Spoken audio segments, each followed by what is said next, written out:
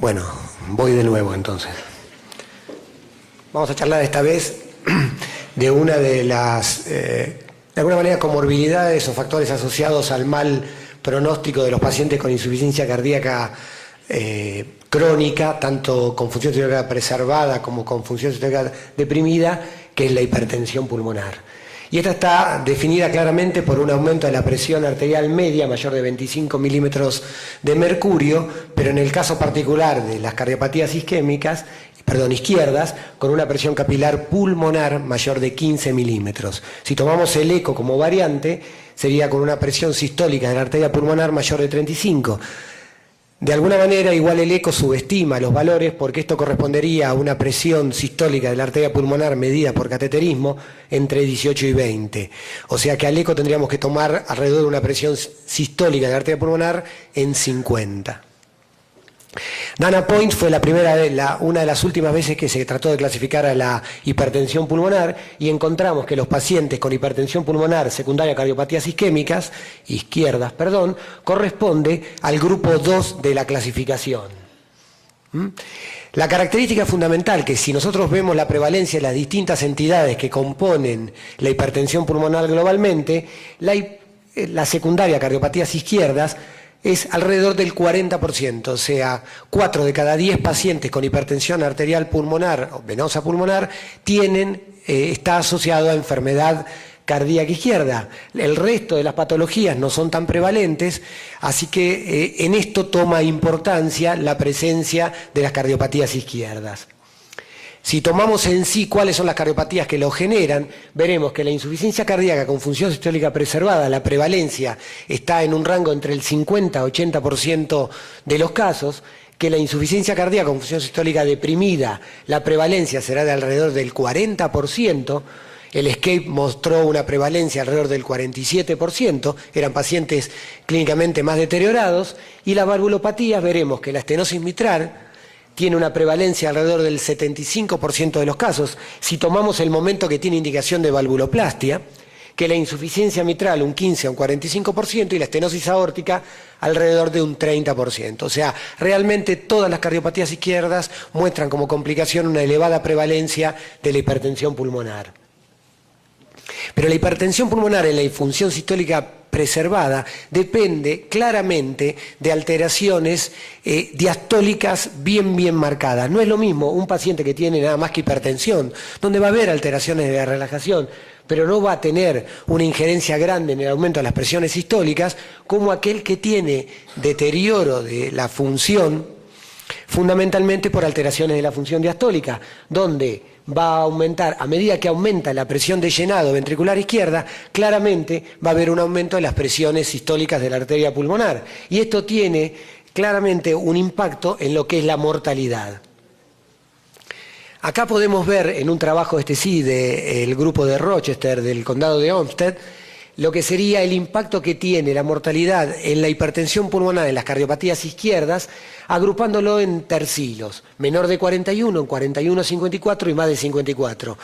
Este es un registro muy importante con una gran cantidad de pacientes y vemos que claramente hay una diferencia en la sobrevida, tanto en la sobrevida total como en la sobrevida libre de muerte cardiovascular, dependiendo del grado de hipertensión pulmonar. Si valoramos acá cuál es el hazard ratio, o sea, el riesgo de morirse de estos pacientes, vemos que el tercer tercilo, es decir, aquellos que tienen más de 54 milímetros de mercurio, tienen un riesgo de muerte de más del 100% con respecto al resto de los tercilos. O sea, claramente la hipertensión pulmonar tiene un impacto fundamental en la evolución de nuestros pacientes.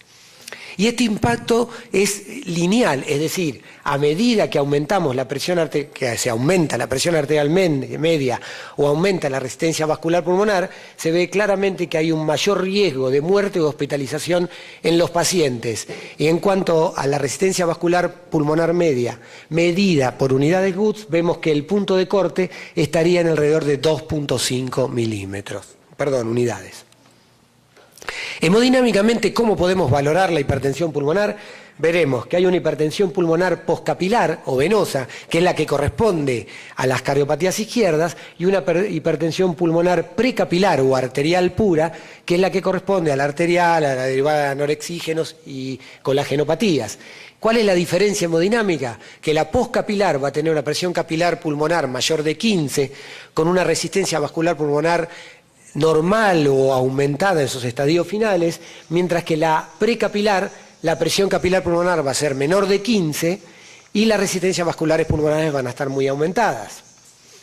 Además, podemos clasificarla de acuerdo a si en el caso de la hipertensión poscapilar, es decir, la venosa, en hipertensión pulmonar pasiva, que será aquella que tiene bajas resistencias vasculares pulmonares, con menos de 3 unidades Guts, y con un gradiente transpulmonar que corresponde a la diferencia entre la presión arterial pulmonar media y la capilar menor de 12 o 15 milímetros de mercurio. Mientras que la reactiva o desproporcionada, ahora vamos a ver qué significa cada una de estas, va a ser mayor de 3 unidades Guts la resistencia vascular pulmonar y el gradiente transpulmonar mayor de 15 a 18 milímetros de mercurio. Fisiopatológicamente, ¿a qué corresponde esto? Lo primero que vamos a ver va a ser que va a haber aumento de la rigidez de cámara, aumento de la regurgitación mitral, aumento de las presiones de fin de diástole del ventrículo izquierdo. Posteriormente, esto va a llevar a un aumento de la presión a nivel auricular izquierda. Esto va a generar aumento de la presión en el sistema venoso pulmonar y esto va a generar disfunción endotelial con disminución de la expresión de óxido nitroso, que tiene capacidad vasodilatadoras, y aumento de la endotelina 1. Si nosotros recordamos que hay dos receptores de la endotelina, el A y el B, el A que es vasoconstrictor y aumenta la proliferación celular y el B que es vasodilatador, vemos que lo que se va a producir también es un desbalance entre los receptores, a predominio de los receptores A, vasoconstrictores, de 9 a 1, por lo tanto, la expresión aumentada de endotelinas va a tener un efecto vasoconstrictor muy importante. Esto se ve habitualmente en la insuficiencia cardíaca crónica. Acá no ven bien, pero en general todos los distintos vasoconstrictores, la adrenalina, noradrenalina, está aumentada en el paciente con cuadros de insuficiencia cardíaca crónica. Si le agregamos a esto el aumento de la presión venosa central, la alteración a nivel del capilar, genera la expresión de endotelina. Lo que vamos a producir, lo que se va a producir va a ser gran vasoconstricción arteriolar, va a haber lo que se llama falla capilar por estrés, que simplemente el aumento de la presión hidrostática va a generar la alteración de la estructura de la pared del capilar, con destrucción de la pared capilar, mayor permeabilidad, mayor edema pulmonar. Y esto, a su vez, va a generar formación de la neoíntima, muscularización de las arterias y aumento del depósito de la matriz extracelular. Vamos a pasar de una arteria fina como esta a una arteria bien hipertrófica, bien gruesa, con aumento de sus resistencias, como es este caso. Esto va a estar modificado por distintos genes que plantean que no todos los pacientes van a tener todo este mecanismo inicial y van a llevar a esto, sino que van a necesitar la expresión de determinados genes, como son el MPR2 y los polimorfismos de la serotonina, que van a acentuar el daño a nivel de la pared endotelial, de la pared del vaso. Esto va a generar remodelamiento vascular persistente, arterial y venoso, y entonces nosotros vamos a poder delimitar claramente dos tipos de hipertensión. La pasiva, que va a ser reversible al tratamiento médico, en el cual vamos a tener fundamentalmente aumento de la presión en el sistema venoso, y la activa o desproporcionada cuando ya hay cambios a nivel de la estructura del vaso, donde por más que nosotros intentemos tratarla, probablemente vamos a bajar las presiones, pero de una manera significativa. Acá lo ponemos en números de alguna manera. Este es el paciente normal, las presiones desde el ventrículo izquierdo a la aurícula derecha. Este es el paciente con hipertensión pulmonar pasiva, donde vemos que aumentan las presiones, leve agrandamiento de la cavidad del ventrículo izquierdo. Esto se traduce por aumento de las presiones de llenado, en aumento de la presión a nivel de la arteria pulmonar, y comienza a haber leve impacto sobre el ventrículo derecho. Y por último, la hipertensión reactiva, donde ya hay cambios morfológicos en la arteria pulmonar, aumentan claramente las presiones a nivel de la arteria pulmonar, con claro impacto en el ventrículo derecho. Y como les decía, no todos los pacientes van a llevar a esta hipertensión reactiva. Este es un trabajo de Mullens donde muestra la presión, el impacto que hay entre la presión o la interrelación entre la presión capilar pulmonar y la presión arterial media, y vemos el seguimiento a lo largo del tiempo. Y veremos que va a haber una proporción de pacientes que tienen una hipertensión pulmonar proporcional a la insuficiencia cardíaca, es decir, pasiva, y una proporción de pacientes con los mismos niveles, a lo mejor o menores, de presiones capilares pulmonares, donde va a haber una hipertensión desproporcionada. O sea, la expresión de estos genes nos va a dividir dos tipos de población. Otro de los impactos fundamentales de hipertensión pulmonar es a través del ventrículo derecho, y siempre la presencia de disfunción ventricular derecha conlleva a un peor pronóstico, como muestran todos estos distintos trabajos. ¿Qué pasa en el ventrículo derecho? El ventrículo derecho está acostumbrado a manejarse en un sistema de bajas presiones. Si nosotros vemos acá, claramente todas las presiones a nivel del alveolar arterial son presiones muy bajas. Cuando nosotros aumentamos estas presiones, claramente va a haber un impacto temprano sobre la cavidad ventricular derecha. El ventrículo derecho tiene dos características fundamentalmente. Tiene poca capacidad de contraerse globalmente, fundamentalmente porque tiene poca fibra muscular, independientemente de que no es tan baja. Y tiene otro impacto muy importante, que es la presencia del pericardio, que va a impedir que el ventrículo se dilate. Y con eso reclute, a través de los mecanismos de Frank-Starling, la capacidad de contraerse. Cuando el ventrículo derecho está sobrecargado de presión o volumen, se dilata, no tiene capacidad de dilatarse hacia el pericardio, queda limitado. ¿Y qué hace entonces? Va comprimiendo el septum interventricular, lo va llevando hacia la izquierda, como les había mostrado en el anterior trabajo, y lo que vemos claramente es restricción de la cavidad ventricular izquierda. Entonces, la sobrecarga aguda o crónica de presión sobre el ventrículo derecho va a generar aumento de las presiones sistólicas del ventrículo derecho, menor descarga sistólica, hipertrofia ventricular derecha. Esto va a generar incremento de inotropismo como mecanismo compensador, inicialmente por efecto Arndt, que es lo que se llama la regulación homeométrica de la contracción. Aumenta la contracción per se por reclutamiento del calcio, aumento del tono adrenérgico y por tercer mecanismo el de Frank-Starling. Y esto va a generar que el aumento de la sobrecarga, si se mantiene, caiga el volumen minuto por efecto Bergen invertido y por disminución de la precarga del ventrículo izquierdo, hipotensión sistémica, menor presión de perfusión, isquemia a la pared libre, caída de la contractilidad del ventrículo derecho, que va retroalimentando el mismo proceso. Y por otro lado hay un mecanismo como de down regulation, es decir, el ventrículo derecho solo se retroalimenta negativamente y cae más ahí la función sistólica del mismo.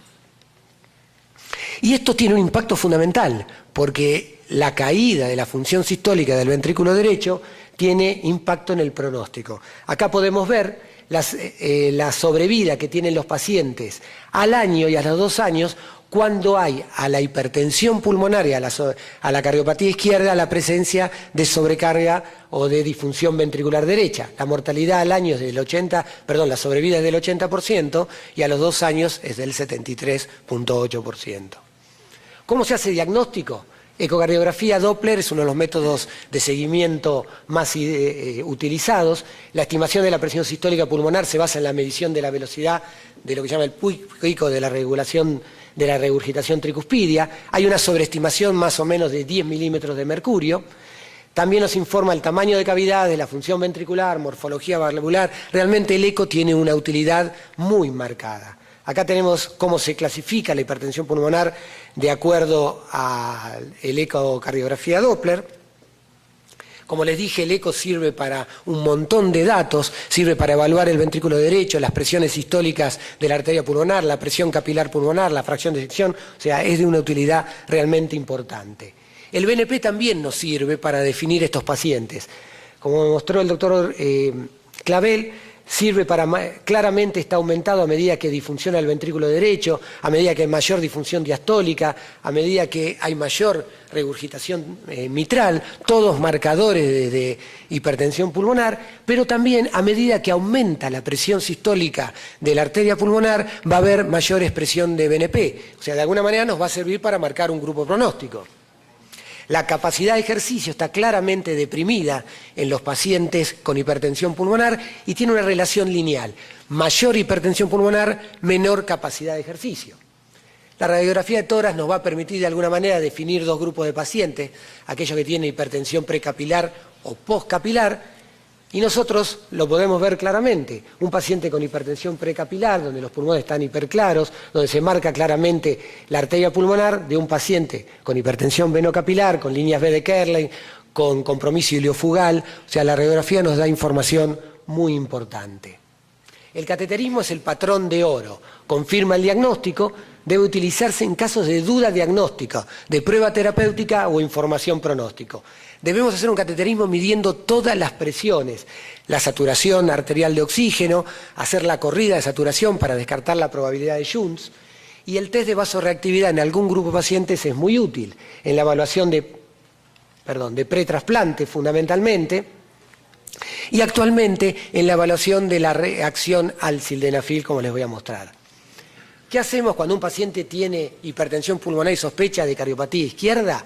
Primero el eco. Si el eco nos demuestra que tiene disfunción ventricular izquierda marcada o tiene una valvulopatía, nos quedamos tranquilos, o no. Si el eco tiene una insuficiencia cardíaca con función sistólica preservada, utilizamos el cateterismo derecho para tener claramente la certificación de qué es lo que pasa.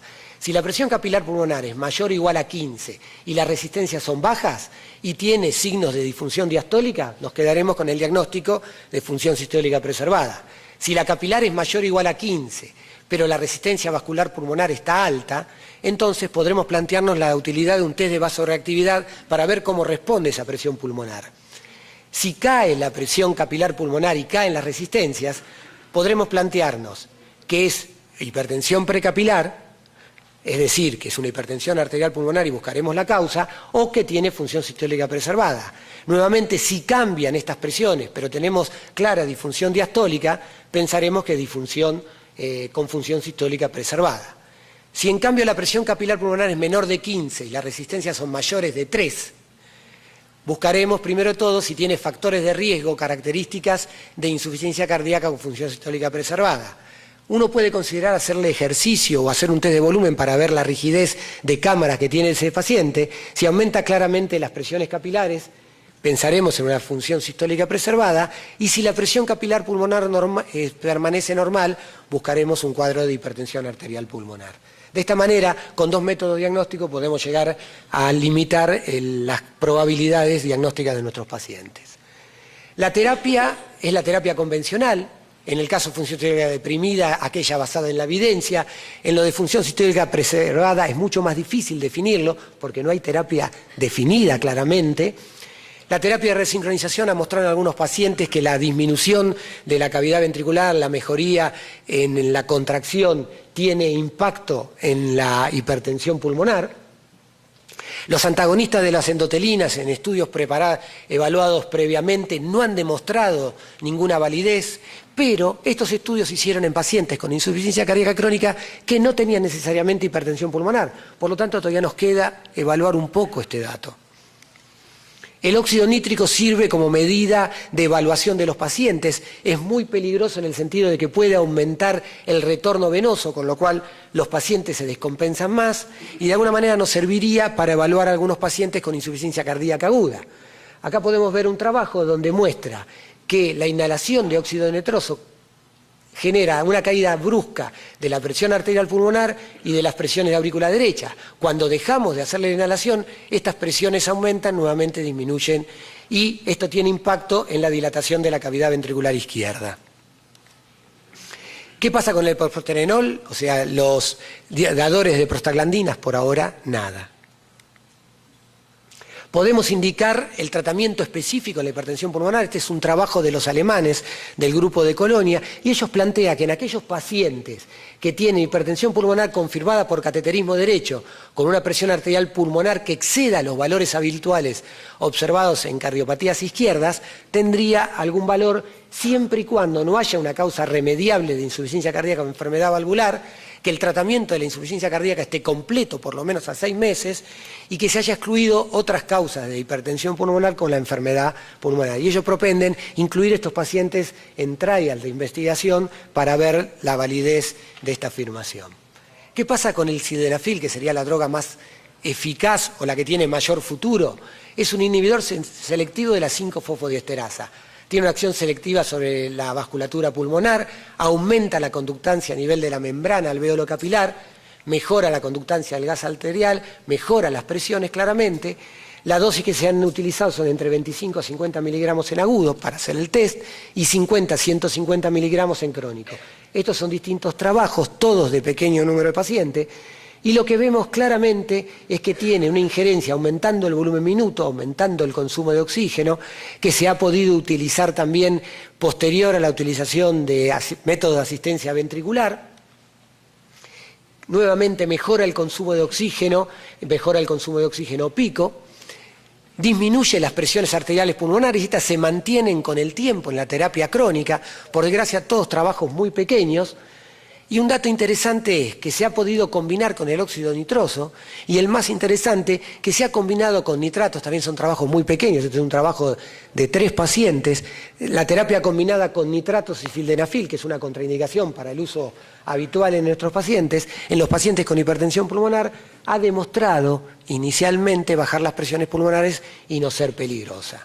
En conclusión, la hipertensión pulmonar en el contexto de las cardiopatías izquierdas marca un hito desfavorable en la evolución, tanto en la morbi como en la mortalidad asociada.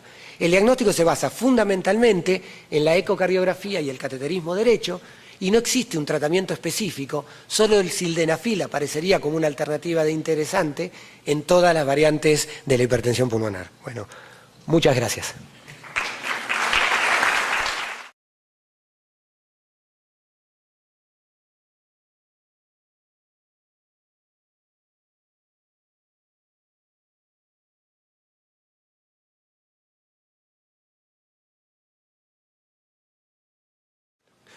Bueno, voy de nuevo entonces. Vamos a charlar esta vez de una de las, de alguna manera, comorbilidades o factores asociados al mal pronóstico de los pacientes con insuficiencia cardíaca.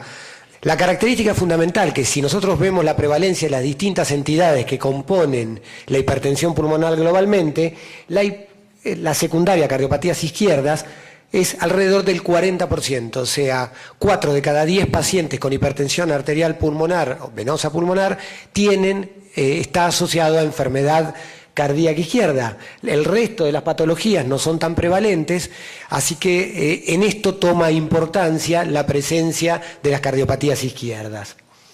Si tomamos en sí cuáles son las cardiopatías que lo generan, veremos que la insuficiencia cardíaca con función sistólica preservada, la prevalencia está en un rango entre el 50 a 80% de los casos, que la insuficiencia cardíaca con función sistólica deprimida, la prevalencia será de alrededor del 40%, el ESCAPE mostró una prevalencia alrededor del 47%, eran pacientes clínicamente más deteriorados, y las valvulopatías veremos que la estenosis mitral tiene una prevalencia alrededor del 75% crónica, tanto con función sistólica preservada como con función sistólica deprimida, que es la hipertensión pulmonar.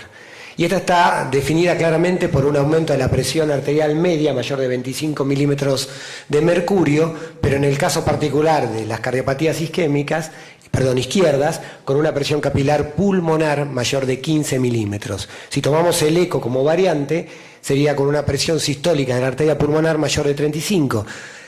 De alguna manera, igual el eco subestima los valores porque esto correspondería a una presión sistólica de la arteria pulmonar medida por cateterismo entre 18 y 20. O sea que al eco tendríamos que tomar alrededor de una presión sistólica de la arteria pulmonar en 50. Dana Point fue una de las últimas veces que se trató de clasificar a la hipertensión pulmonar y encontramos que los pacientes con hipertensión pulmonar secundaria a cardiopatías izquierdas, corresponde al grupo 2 de la clasificación.